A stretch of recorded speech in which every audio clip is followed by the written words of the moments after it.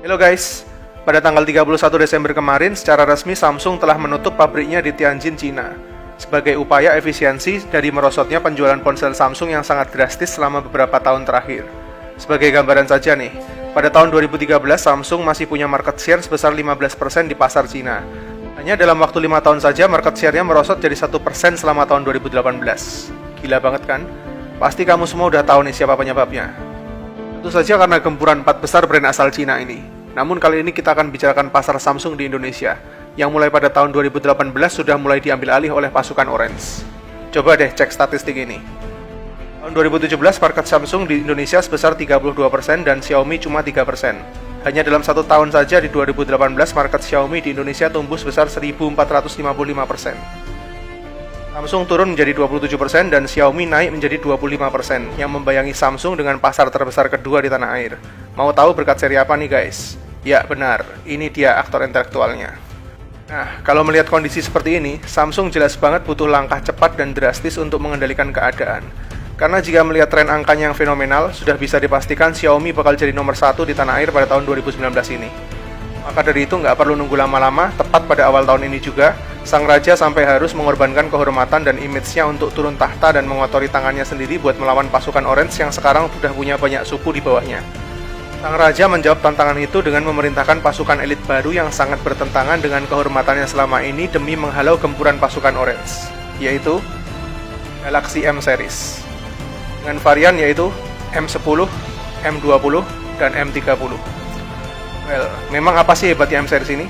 Coba deh kamu lihat spesifikasi mereka sebagai berikut.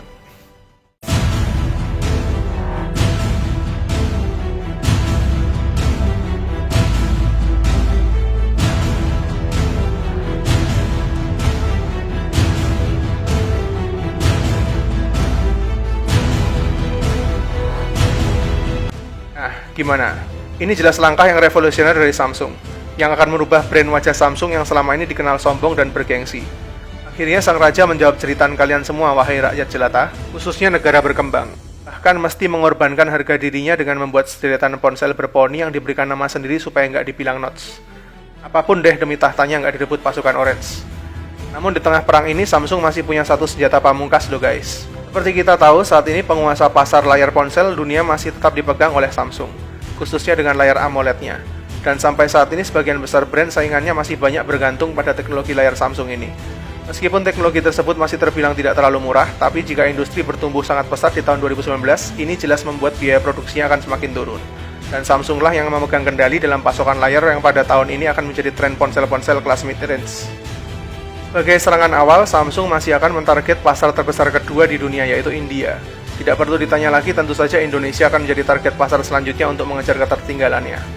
Jadi kalau di awal tahun ini kamu masih pegang duit, mendingan di-keep dulu sambil menunggu gelombang kegilaan Redmi Series dan Galaxy M Series diluncurkan besar-besaran di tanah air dalam rangka memperebutkan kalian semua guys.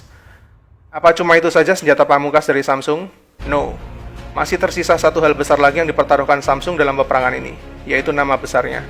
Keputusan Samsung menurunkan kelasnya dengan Galaxy M Series ini sebenarnya seperti sebuah pedang bermata dua. Di satu sisi, rakyat kelas bawah dan menengah akan bersuka cita karena mendapatkan ponsel entry level maupun mid-range dengan cita rasa brand Samsung yang besar dan terhormat. Namun di sisi lainnya, jika Samsung terlalu banyak bermain di kelas tersebut, tentunya akan berdampak pada kehormatan pasar kelas atasnya. Mungkin ini sudah saatnya Samsung ikut-ikutan membuat sub-brand layaknya pasukan Orange ya guys. Setuju nggak nih kalau Samsung ikutan bikin sub-brand buat gempur pasukan Orange? Kira-kira apa nama yang cocok ya? Tuliskan opinimu di kolom komentar. Perang dunia ponsel jelas akan dimulai pada tahun 2019 ini. Dan lagi-lagi, seperti yang selalu saya bilang, entah itu Samsung, Xiaomi, Redmi, Huawei, Honor, Oppo, Realme, Vivo, atau siapapun itu yang akan bertempur untuk memenangkan pasar, kita sebagai konsumen akan tetap menjadi the real winner nantinya dengan mendapatkan deretan ponsel terbaik dengan harga termurah. So guys, siapkan popcorn yang banyak ya untuk nonton serunya perang dunia ponsel di tahun 2019 ini. Saya Vian, see you in the next videos.